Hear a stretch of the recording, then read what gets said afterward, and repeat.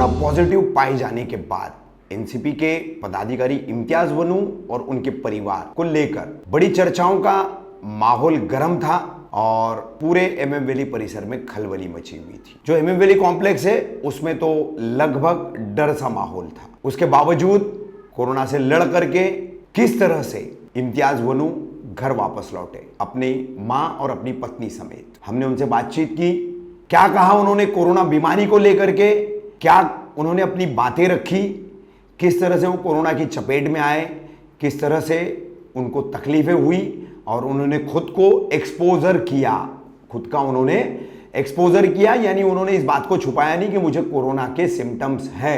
तो बहुत ही समझने जैसी बात, बहुत ही आपको एक दिशा दिखाने वाली बात हमने कोरोना को मात देकर के लौटे इम्तियाज वनू के साथ की है। सुनिए क्या कह रहे हैं इम्तियाज वनू कोरोना बीमारी को लेकर। इम्तियाज भाई, कोरोना जैसी भयानक बीमारी से लौट करके आप घर लौटे हैं, आपकी वालिदा भी थी, आपकी पत्नी भी साथ में थी। क्या कहेंगे, घर लौटने के बाद कैसा महसूस हो रहा है और कैसे ये बीमारी के शिकार में हुए आप, किस तरीके से चपेट में आए? सबसे पहले तो मैं तमाम मेरे दोस्तों का और तमाम जानने वालों का, साथियों का, सबका बहुत बहुत तहे दिल से शुक्रगुज़ार हूँ कि जिन लोगों ने मुझे दिन रात मेरे लिए दुआएं की और हमेशा मतलब जो है मुझे इस लड़ाई, इस कोरोना की बीमारी से लड़ने के लिए मुझे हिम्मत देते रहे। और रही बात किस तरीके से मैं चपेट में आया, ये मैं बता ही नहीं पाऊँगा क्योंकि मुझे कुछ ऐसा इस बात का एहसास ही नहीं हुआ कि कैसे किसके मतलब जो है कांटेक्ट में हो आया रहूँगा। इस बात का कुछ इल्म ही नहीं है अभी तक। तो इम्तियाज भाई, आपको कैसे पता चला कि आपको ये संक्रमित हो गया है? असल में सबसे पहला मेरे को एक दिन बुखार आया। बुखार आने के बाद में मैं घर में जाकर मुझे इस बात का डर होने लगा कि ये बीमारी चल रही है।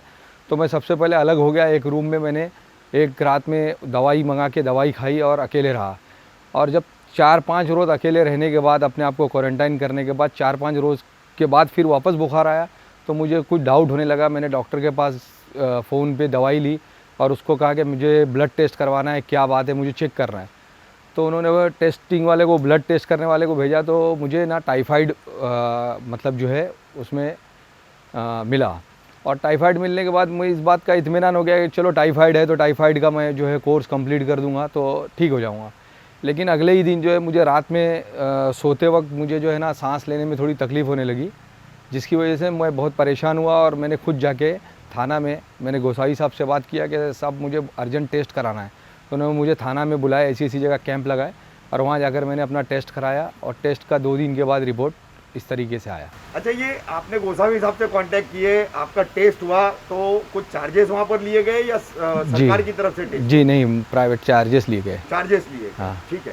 तो इम्तियाज भाई, ये बताइए, आपकी मम्मी और आपकी पत्नी, ये दोनों आपके कांटेक्ट पर्सन साबित हुए इसमें?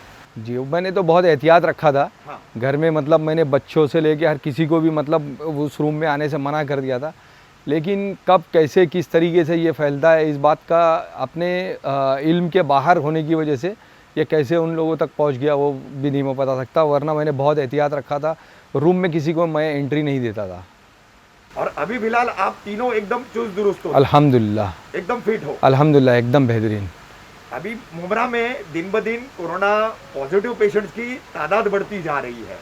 लोग फिजिकल सोशल डिस्टेंस पर जो है यकीन नहीं कर रहे, बाज़ारों में भीड़ कर रहे और बहुत मतलब ज़्यादा रमज़ान के चलते सुबह शाम के बाज़ार गैर कानूनी, कानूनी दोनों तरीके से लग रहे हैं और ये कोरोना की बीमारी इस दौरान फैली हुई है। क्या मैसेज देंगे तमाम मुमरा कौसा वासियों को कि कोरोना से बचने के लिए उन्हें क्या करना चाहिए, कौन कौन से रास्तों को अख्तियार करना चाहिए और क्या खबरदारी उन्हें रखनी चाहिए? मैं तमाम मुमरा वालों से, मेरे जितने नौजवान दोस्त जो रास्ते पर निकलते हैं ज़रूरत से या गैर ज़रूरी कामों को लेकर निकलते हैं, मैं उनसे हाथ जोड़ के रिक्वेस्ट करता हूं कि ऐसा कोई भी काम ना करे क्योंकि ये किससे कब कैसे लग जाएगा कोई नहीं बता पाएगा। ऐसा कुछ है ही नहीं कि कोई आपके सामने आके खांसेगा तो वो खांसने की वजह से आप दूरी मेंटेन नहीं करोगे तो आपको ये असर होगा। ऐसा कुछ नहीं है। आपको जब पता चलेगा कि कल जिससे मैं मिला था उसको पॉजिटिव आया है, इसलिए मैं भी मतलब जो है इसका शिकार हो रहा हूँ, इस तरीके से पता चलता है इसलिए मैं सबसे मुअद्दबाना गुजारिश करता हूँ, मेरे जितने मुमरा वासी, जितने लोग नौजवान बुज़ुर्ग जो काम से या गैर कोई भी बिना वजह भी अगर निकलते हैं, तो बाज़ारों में जाने वाले, जो भीड़ लगाने वाले, या मैं तो कहता हूँ कि कोई ज़रूरत नहीं है बाज़ार में भी भीड़ लगाने के लिए, जो है ना कोई ज़रूरत नहीं है। क्योंकि इस परेशानी से लड़ने के लिए देखो, सबसे पहली बात तो इसका अब तक कोई दवा का अभी तक कोई ईजाद नहीं हुई है। सिर्फ़ और सिर्फ ये टोटली डिपेंड है दुआ पर।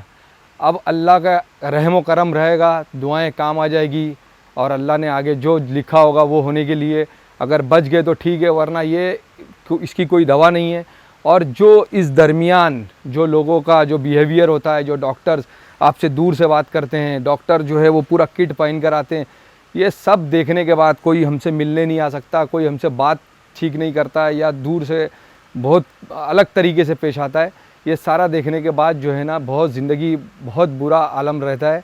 लेकिन इसलिए मैं तमाम लोगों से गुजारिश करता हूँ कि अल्लाह के वास्ते जो है ना, बाहर घूमने से लेके जब तक ये अल्लाह की मर्ज़ी है, जब तक ये बीमारी शहर में, इस देश में है, तो प्लीज़ आप लोग जो है घर में रहिए और बिल्कुल बाहर नहीं निकले। बहुत बुरा होता है और बहुत जो है ना इसको झेलना आसान नहीं है। लेकिन इम्तियाज़ भाई, अगर सब कुछ ऊपर वाले पे छोड़ दे और इंसान अगर सतर्कता नहीं बरते, तो उसके लिए आप क्या कहना चाहोगे? नहीं, ऐसा नहीं है बिल्कुल। जहाँ हदीस में भी है कि इसमें अगर कहीं ऐसी बीमारी आती है, महामारी आती है, तो उसके लिए हम लोगों को एहतियात रखना पड़ेगा, और एहतियात बहुत लाजिम है। और इस्लाम ने जो सिखाया है एहतियात रखना, तो एहतियात हमको करना ही चाहिए। कहीं ना कहीं अगर हमसे गलती हो जाती है एहतियात रखने में, तो कहीं ना कहीं ये हम लोगों की समझ लीजिए कि मतलब वो है नाकामी है कि हम लोग उसको बराबर नहीं कर पा रहे हैं। एहतियात रखना बहुत ज़रूरी है, बगैर एहतियात के तो नहीं चल पाएगा। एहतियात बहुत ज़रूरी है, और मुमरा कोसा में इम्तियाज़ भाई ये एहतियात ही जो है आमतौर पर लोग नहीं बरत रहे। मैं इसीलिए दोबारा कहूँगा कि ऐसे लोगों के लिए कड़े शब्दों में क्या कहेंगे आप? मैं ये कहूँगा कि देखिए, ऐसा है कि बहुत बहुत मुश्किल है इससे बाहर आना, बहुत मुश्किल है। अगर आप लोग अभी नहीं समझे, ये बात सुन लीजिए कि आज पता चला किसी ने, आज एक पेशेंट आज एडमिट हुआ है, तो कल उसके साथ में चलने वाले ने आज इतना घबराहट है उसके पूरे परिवार में कि कल मैं उसके गाड़ी में उसके साथ में था और आज वो पॉजिटिव मिला है। तो ये कभी साबित नहीं हो सकता कि किसकी वजह से किसको मिले। अगर ये मालूम पड़ जाए कि किस बीमार की वजह से किसी को बीमारी हो रही है, तो इंसान वो एहतियात अलग होता है। लेकिन जब पता ही नहीं चलता है कि बीमारी किससे लग रही है, तो उसके लिए बहुत बहुत ज़्यादा जो है ना सख्ती से जो सरकार, जो प्रशासन, जो भी अमल कर रही है, उसका पालन करना बहुत ज़रूरी है लोगों को। और इस एहतियात के बगैर ये काम नहीं चल पाएगा। इम्तियाज़ भाई, आखिरी बात, आप शिवाजी अस्पताल में एडमिट थे, सिविल में, वहां से फिर आप ये निजी नियोन अस्पताल में लाया गया आपको। तो ऐसा पता चला कि उस वक्त कोई एम्बुलेंस में ड्राइवर आने तैयार नहीं था, किसी तरह से कोई आगे बढ़ने तैयार नहीं था। ये कोरोना की इतनी दहशत है, कैसा वो वक्त कैसा गुजारा आपने, और उस वक्त को लेकर के लोगों को एक क्या नसीहत देंगे? बहुत बुरा वक्त था। कोई एम्बुलेंस का ड्राइवर, पहली बात तो ये है कि सबके लिए ये नई चीज़ है। कोई ये नहीं समझ नहीं पा रहा है कि कब मुझे ये लग जाए, और ये किट पहनने के बाद में भी मैं सुरक्षित हूँ कि नहीं हूँ। और बहुत बड़े दिल वाले फरीद नूरी भाई जो है, वो अब खुद एम्बुलेंस जिन्होंने डोनेट की, वो खुद आए लेने के लिए। मुश्ताक भाई कपाड़िया वो खुद आए, यहाँ तक कि वो बहुत परेशान हुए। वो किट के अंदर उनको बहुत ज़्यादा गर्म हो रहा था, और वो बहुत ज़्यादा परेशान भी हुए उस वक्त। लेकिन अल्हम्दुलिल्लाह वो ये उनकी मतलब जो है बहुत बड़ी नेकी है कि वो खुद ऐसे वक्त में आए। उस वक्त में कोई ड्राइवर जो है वो पॉजिटिव पेशेंट को जाने के लिए तैयार नहीं था। इतना डर लोगों के अंदर है, क्योंकि जो डॉक्टर्स है वो इतना एहतियात रख रहे हैं, जिनको सारी चीज़ें समझा दी गई है, पूरा ट्रेन किया गया है, वो लोग जो है पॉजिटिव पेशेंट के नज़दीक नहीं आ पा रहे। तो एक ड्राइवर कहाँ से हिम्मत कर पाएगा? इसलिए भाइयों, बहुत ज़रूरी है एहतियात रखना, क्योंकि कल को अगर खुदा न खास्ता अगर कोई इस झमेले में फंसता है, तो लोग मदद चाह कर भी मदद नहीं कर पा रहे हैं।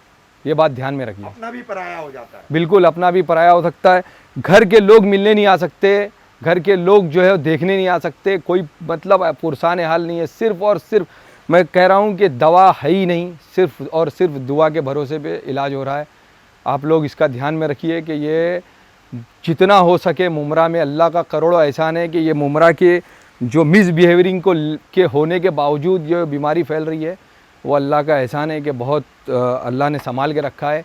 और साथ में हम लोगों को भी इस एहतियात रखना चाहिए और अल्लाह के इस फ़ैसले के ऊपर जो है अल्लाह राज़ी कर दे। अल्लाह ताला हमको रमज़ान की बरकतों से सबको जो है शिफा कामला अता फ़रमाए। अस्सलाम वालेकुम। अल्हम्दुलिल्लाह इम्तियाज़ भाई अपने फैमिली के साथ अल्हम्दुलिल्लाह आ रहे हैं MM वैली में, अल्हम्दुलिल्लाह रिकवर होके।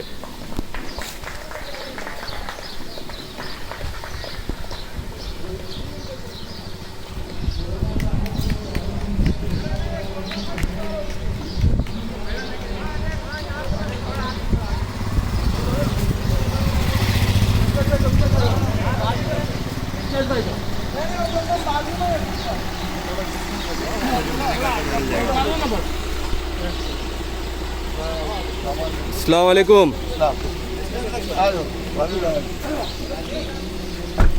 अस्सलाम वालेकुम।